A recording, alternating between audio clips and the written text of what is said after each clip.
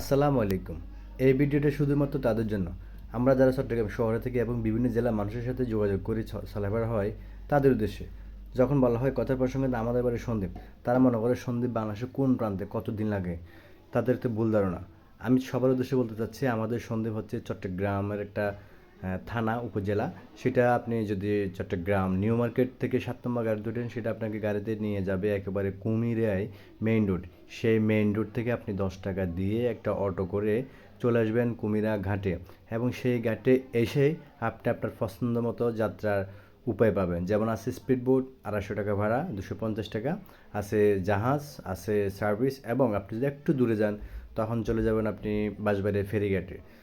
আমাদের সন্দ্বীপে যাওয়ার নথিপত্র হচ্ছে মাত্র 18 কিলোমিটার, তারপরেই কিন্তু আমাদের সন্দ্বীপ। তবে এটাই সত্য যে আমাদের যাতায়াতটা খুবই দুর্ভোগ এবং খুব কষ্ট। আমরা যারা সন্দ্বীপ থেকে যাতায়াত করি বা চট্টগ্রাম থেকে যাতায়াত করি, তাদের এই যাতায়াত ব্যবস্থাটা খুবই প্রাচীন, খুবই কষ্টকর। আমরা একটু যদি এই যাতায়াত ব্যবস্থা উন্নত করতে পারি, হয়তো আমাদের ভবিষ্যৎ আরও উজ্জ্বল হবে।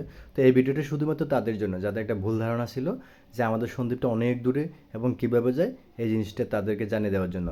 আর আমার এই ভিডিওটা যারা সন্দ্বীপের মানুষ দেখবেন, তারা আশা করি শেয়ার করবেন, অন্যরা যাতে দেখতে পারে, এবং আমাদের সন্দ্বীপ সম্পর্কে যাদের যে একটা ভুল ধারণা আছে, সেই ভুল ধারণাটা যাতে একটু ভাঙতে পারে। তো আমাদের সন্দ্বীপের মানুষের এই দুর্ভোগটা কখন শেষ হবে জানি না, যে ওঠা নামা। এটা হচ্ছে সন্দ্বীপের গুপ্তছড়া ঘাট। সেই ঘাট থেকেই আপনি গাড়িতে করে যার গন্তব্যে চলে যাবেন, যে যার বাড়িতে চলে যাবেন, এবং আপনজনের বুকে ফিরে যাবেন। এটাই হচ্ছে আমাদের সন্দ্বীপের প্রান্ত। আশা করি ভিডিওটা সবার কাছে ভালো লাগছে। যদি ভালো লাগে, আবারও অনুরোধ থাকবে ভিডিওটি সবাই শেয়ার করবেন এবং আমাদের সন্দ্বীপকে জানার জন্য সুযোগ করে দিবেন।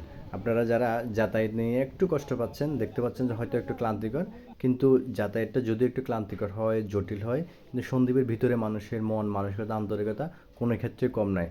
আশা করি ভিডিওটা সবার ভালো লাগলে এবং শেয়ার করবেন। ধন্যবাদ।